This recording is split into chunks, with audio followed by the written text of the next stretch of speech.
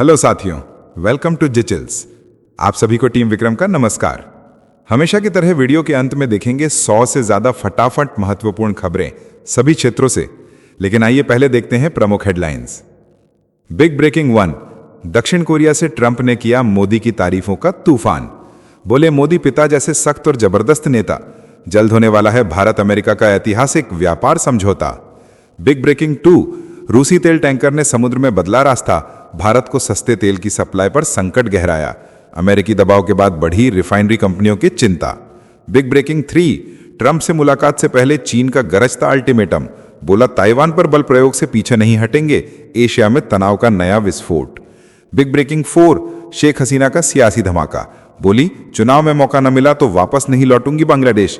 अवामी league पर ban के बाद देश में मचा बवाल।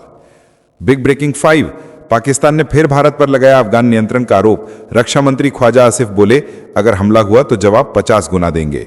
बिग ब्रेकिंग 6, ट्रंप बोले जिनपिंग के साथ ऐतिहासिक बातचीत होगी। कहा चीन और अमेरिका मिलकर दुनिया बदल सकते हैं, लेकिन उत्तर कोरिया के मिसाइल ने बढ़ाया तनाव। बिग ब्रेकिंग 7, संयुक्त राष्ट्र की रिपोर्ट पर भारत का पलटवार। कहा म्यांमार पर आई रिपोर्ट पूर्वाग्रह से भरी है। भारत का रुख साफ है, हिंसा बंद हो और शांति कायम हो। बिग ब्रेकिंग 8, बांग्लादेश में विदेश सलाहकार तौहीद हुसैन का गुस्सा मीडिया पर। बोले भारत से सख्त सवाल क्यों नहीं पूछे। उनकी टिप्पणी ने मचाया सियासी तूफान। बिग ब्रेकिंग 9, भारत जापान रिश्तों में नया दौर शुरू। मोदी ने सनाया ताकाइची से की बातचीत। कहा दोनों देश मिलकर एशिया की शांति और समृद्धि की रीढ़ बनेंगे। आइए अब इन सभी खबरों को जानते हैं विस्तार से। मोदी के आगे ट्रंप ने टेका सिर। बोले पिता जैसे सख्त और जबरदस्त नेता।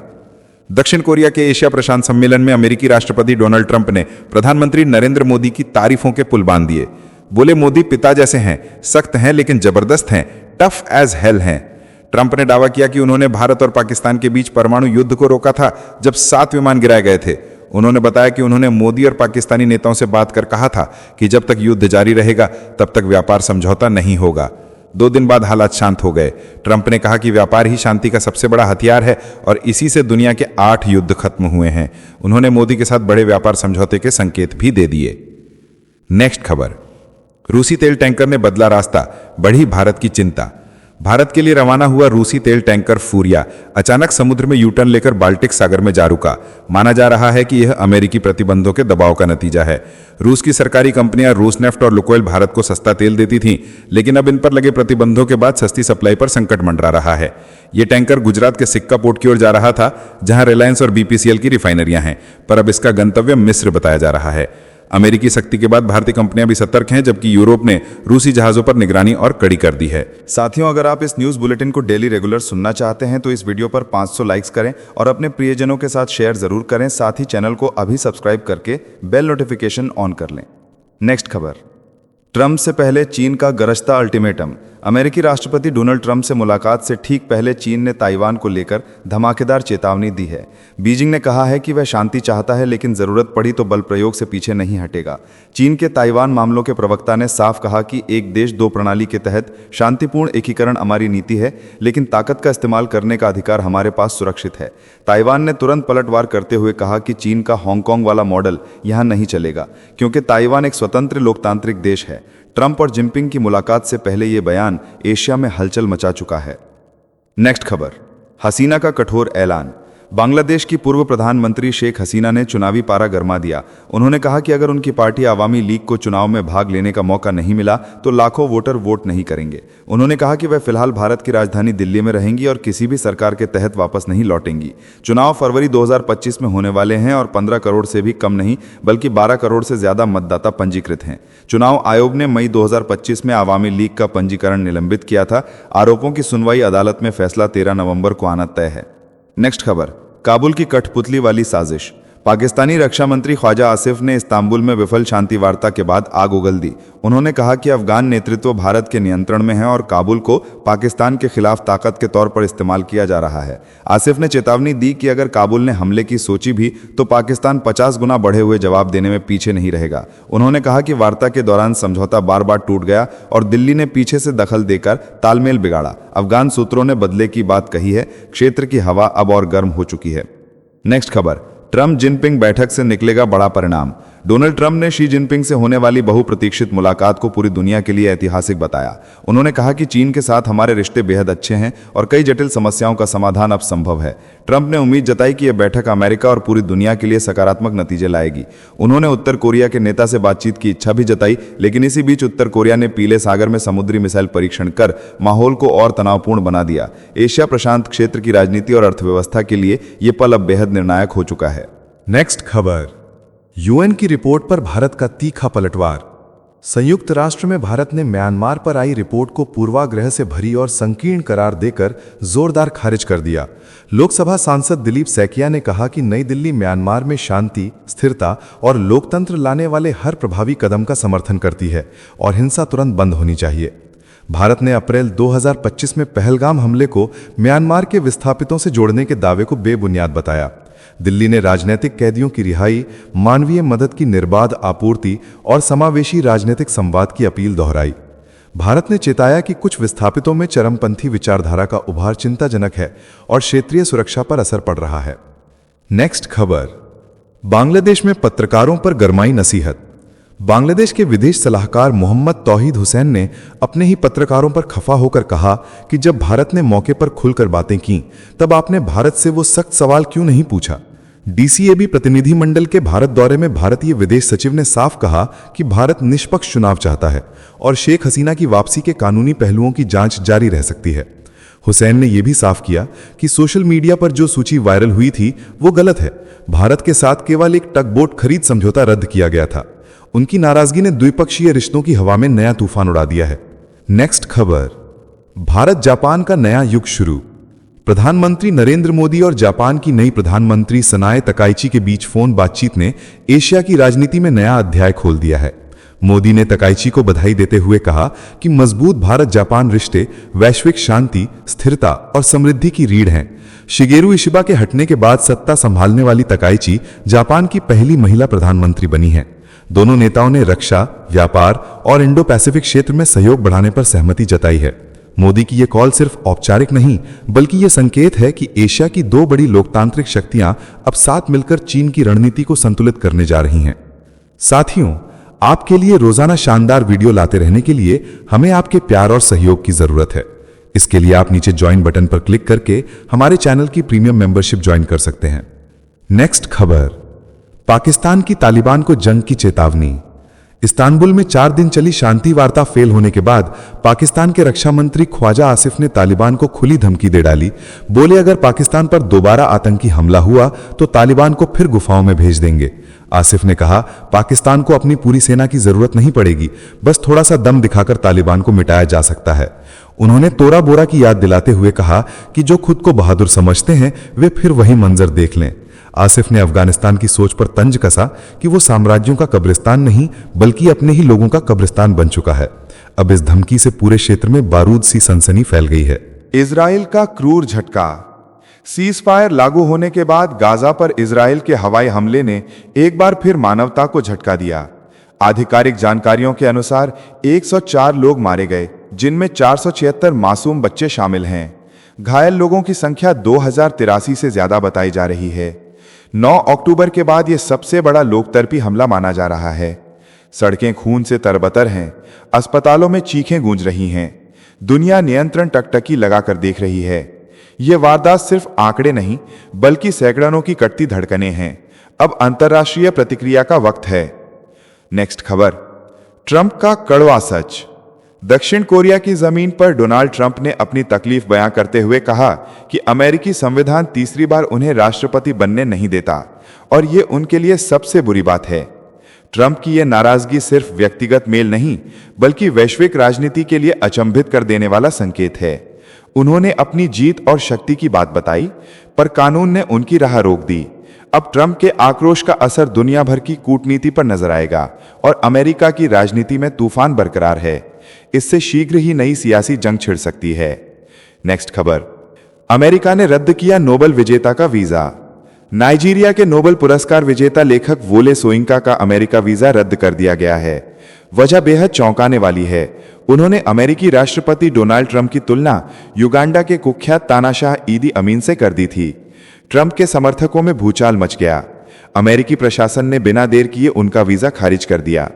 सोइंका वही लेखक हैं जिन्होंने मानवता और लोकतंत्र पर सैकड़ों किताबें लिखी, लेकिन अब वही लोकतंत्र उन्हें बाहर का रास्ता दिखा रहा है।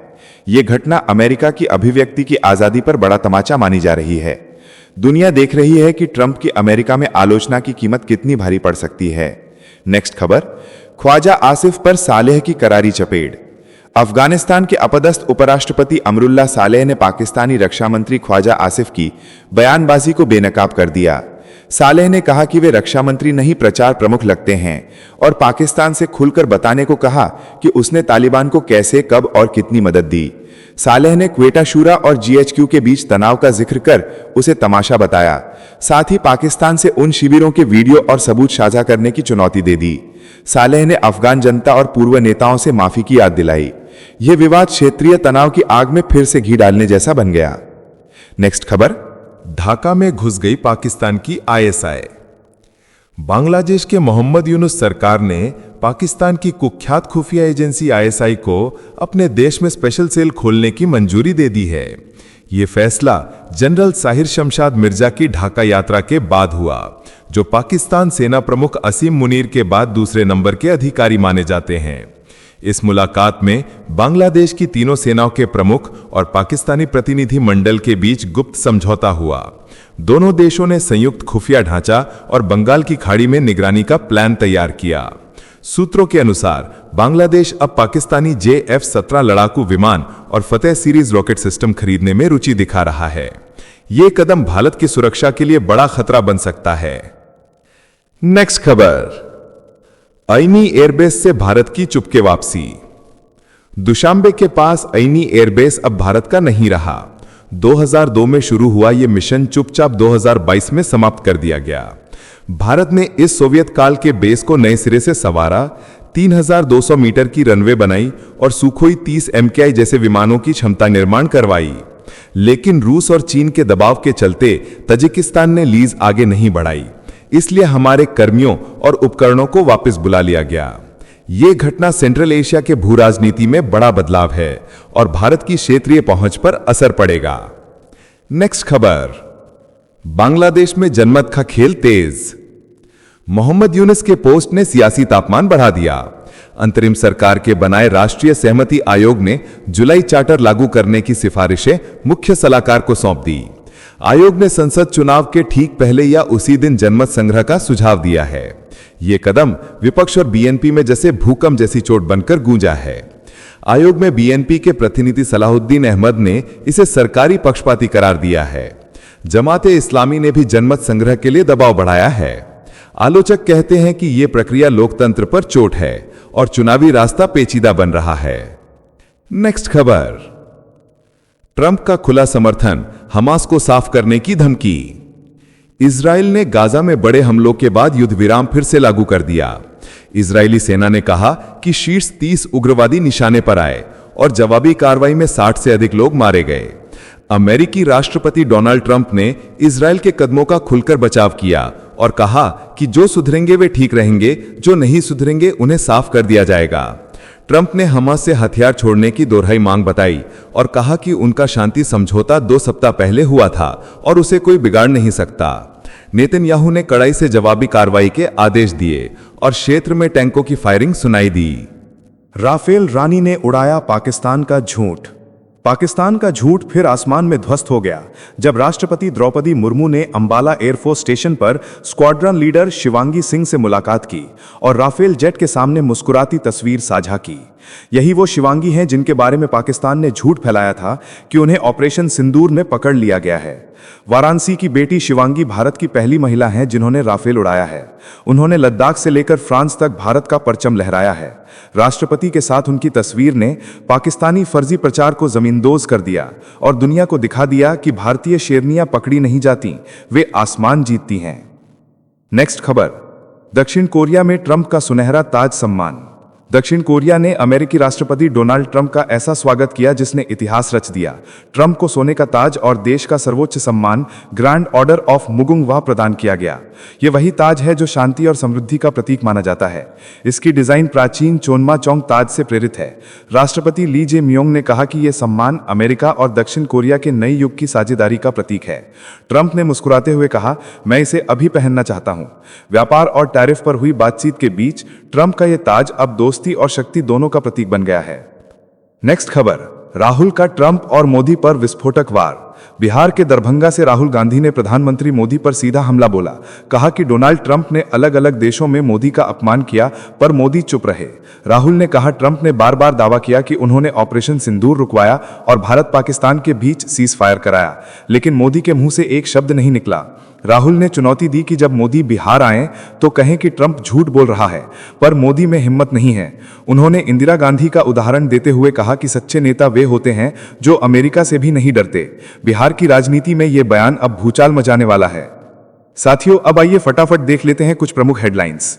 पीएम मोदी ने कहा, भारत का मैरीटाइम सेक्टर अब ग्रोथ का नया इंजन बनेगा। इंडिया मैरीटाइम वीक 2025 में बोले, हमारे पोर्ट्स दुनिया के सबसे एफिशिएंट पोर्ट्स में शामिल हो चुके हैं। भारत अब ग्लोबल ट्रेड का नया पावर हाउस बनेगा। नेक्स्ट खबर, बिहार में राहुल गांधी के बयान पर बवाल। बोले, मोदी जी वोट के लिए स्टेज पर डांस कर लेंगे। बीजेपी ने पलटवार कर कहा, राहुल गांधी की भाषा लोकल गुंडे जैसी है। उन्होंने पीएम मोदी को वोट देने वाले हर भारतीय का अपमान किया। नेक्स्ट खबर, तेजस्वी यादव का नीतीश कुमार पर तीखा हमला। कहा, नीतीश अब सिर्फ पुतला बने हुए हैं। हमने जनता के लिए काम किया है और मजबूती से चुनाव जीतेंगे। जनता अब बदलाव चाहती है और वो बदलाव हमारे साथ है। नेक्स्ट खबर, जैश ए मोहम्मद ने बनाया महिला जिहाद ब्रिगेड। मसूद अजहर ने 21 मिनट की ऑडियो में हिंदू महिलाओं के खिलाफ जहर उगला। बोला, कब्र से सीधे जन्नत का रास्ता तैयार है। पाकिस्तान में फिर से आतंक की नई फसल बोई जा रही है। नेक्स्ट खबर, कंगना रनौत बोली, ये मेरे सम्मान की लड़ाई है। बठिंडा कोर्ट में माफी मांगी लेकिन पंजाब की 78 साल की किसान महिला नहीं मानी। 4 साल से चल रहे मानहानि केस में फिर बड़ी सियासी गर्मी। नेक्स्ट खबर, जामिया मिलिया इस्लामिया के 105वें स्थापना दिवस पर बोले किरेन रिजिजू, उर्दू दुनिया की सबसे खूबसूरत भाषा है। कहा, देश की प्रगति और एकता के लिए हिंदू मुस्लिम सद्भाव बेहद जरूरी है। सबको साथ लेकर चलना ही असली भारत की पहचान है। नेक्स्ट खबर, रूस ने यूक्रेन की सुरक्षा दीवार तोड़ दी। सेना डोनबास के दरवाजे तक पहुंच गई। जेलेंस्की ने ट्रंप से लगाई गुहार। कहा, रोक लो इसे वरना हालात बेकाबू हो जाएंगे। यूरोप के मोर्चे पर फिर बढ़ा युद्ध का साया। नेक्स्ट खबर, मायावती का बड़ा बयान। बोली, अगर मुस्लिम समाज बीजेपी को हराना चाहता है तो सपा कांग्रेस नहीं बसपा को समर्थन दे। कहा, बसपा ही मुसलमानों का सच्चा हितैषी विकल्प है। सपा और कांग्रेस अब भरोसे के लायक नहीं रही। नेक्स्ट खबर, भारत में एलन मस्क की कंपनी स्टारलिंक की एंट्री। मुंबई के चांदीवली में खोला पहला ऑफिस। 1294 वर्ग फीट की जगह लीज पर ली। भारत में सैटेलाइट इंटरनेट सर्विस की नई क्रांति की शुरुआत। अब देश के सुदूर इलाकों में भी इंटरनेट की रफ्तार से दौड़ेगा भारत। नेक्स्ट खबर, बिहार के समस्तीपुर में गरजे अमित शाह। बोले, दोपहर 1 बजते बजते लालू और राहुल का सूपड़ा साफ हो जाएगा। एनडीए की जीत तय है। जनता ने तय कर लिया है कि बिहार अब विकास की रास्ते पर ही चलेगा। हर बूथ से एनडीए को मिल रहा है अपार समर्थन। नेक्स्ट खबर, कटिहार में असदुद्दीन ओवैसी की गरज। बोले, मैं मोदी से नहीं डरता। कांग्रेस क्या चीज है। राहुल और तेजस्वी को देखकर इनके पेट में दर्द होता है। ओवैसी ने कहा, गरीबों और वंचितों की आवाज हम उठाते रहेंगे, चाहे पूरी सियासत क्यों न हिल जाए। नेक्स्ट खबर, ब्राजील में ड्रग माफिया पर पुलिस की हेलीकॉप्टर रेड। जवाब में अपराधियों ने ड्रोन से बमबारी की। रियो डी जेनेरियो में भड़का खून का समंदर। 4 पुलिस अफसरों समेत 64 लोगों की मौत। 2500 जवान तैनात। ब्राजील में नार्को टेररिज्म के खिलाफ सबसे बड़ा ऑपरेशन। नेक्स्ट खबर, रेप के दोषी आसाराम बापू को मिली 6 महीने की अंतरिम जमानत। राजस्थान हाईकोर्ट ने मेडिकल ग्राउंड पर दी राहत। इससे पहले सुप्रीम कोर्ट से भी मिली थी राहत। अब फिर से बाहर आएगा विवादों का तथाकथित भगवान। नेक्स्ट खबर, बिहार में ओवैसी ने पीएम मोदी के सामने फाड़ा वक्फ कानून। बोले, हम किसी से नहीं डरते। मस्जिदों के लिए कुछ भी कर सकते हैं। पोटिया में गरजी ओवैसी की गर्जना। कहा, यह कानून मुसलमानों के खिलाफ है और इसे हम बर्दाश्त नहीं करेंगे। महाराष्ट्र में किसानों के गुस्से पर सियासी तूफान। संजय राउत ने सरकार को एनाकोंडा बताया। कहा, यह सरकार किसानों को कुचल रही है। सीएम देवेंद्र फडणवीस बोले, कर्ज माफी जरूर होगी, कमेटी गठित कर दी गई है और सही समय पर राहत दी जाएगी। नेक्स्ट खबर, राष्ट्रपति द्रौपदी मुर्मू ने राफेल विमान में भरी उड़ान। अंबाला एयरफोर्स स्टेशन पर राफेल की गर्जना के बीच बोली, मुझे देश की रक्षा क्षमता पर गर्व है। मुर्मू बन गई भारत की पहली राष्ट्रपति जिन्होंने सुखोई 30 और राफेल दोनों में उड़ान भरी। नेक्स्ट खबर, दिल्ली में बढ़ते प्रदूषण पर एनडीएमसी का बड़ा फैसला, पार्किंग शुल्क हुआ दोगुना। 28 अक्टूबर से लागू नए आदेश ने दिल्ली वालों की जेब पर बढ़ाया बोझ। राजधानी की हवा लगातार जहरीली हो रही है और प्रशासन ने सख्ती बढ़ा दी है। नेक्स्ट खबर, पूर्व क्रिकेटर मोहम्मद अजहरुद्दीन को बड़ी जिम्मेदारी, तेलंगाना में रेवंत सरकार के पहले मुस्लिम मंत्री के रूप में 31 अक्टूबर को लेंगे शपथ। क्रिकेट के मैदान से सियासत के मैदान में एंट्री पर देश भर की नजरें। नेक्स्ट खबर, सऊदी अरब दुनिया का पहला स्काई स्टेडियम बनाएगा। 350 मीटर की ऊंचाई पर होगा यह चमत्कार। 46,000 दर्शकों की क्षमता वाला $1 अरब का यह प्रोजेक्ट फीफा वर्ल्ड कप 2034 से पहले तैयार होगा। नेक्स्ट खबर, राजनाथ सिंह ने विपक्ष पर वक्फ बोर्ड को लेकर बोला जोरदार हमला, कहा संसद में बना कानून कोई नहीं हटा सकता। उधर अमित शाह बोले, बिहार में मुख्यमंत्री की कुर्सी खाली नहीं है, एनडीए का शासन जारी रहेगा। नेक्स्ट खबर, रूस का बड़ा दावा, कहा यूक्रेन की सेना में विदेशी लड़ाके शामिल हैं, हमारी आर्मी इन्हें खत्म कर देगी। उधर जेलेंस्की बोले, शांति वार्ता के लिए तैयार हैं पर जमीन नहीं छोड़ेंगे। यूरोप में फिर गहराया युद्ध का साया। नेक्स्ट खबर, दिल्ली में क्लाउड सीडिंग पर लगा ब्रेक, 3 ट्रायल हुए नाकाम, हर ट्रायल की कीमत रही 64 लाख रुपए।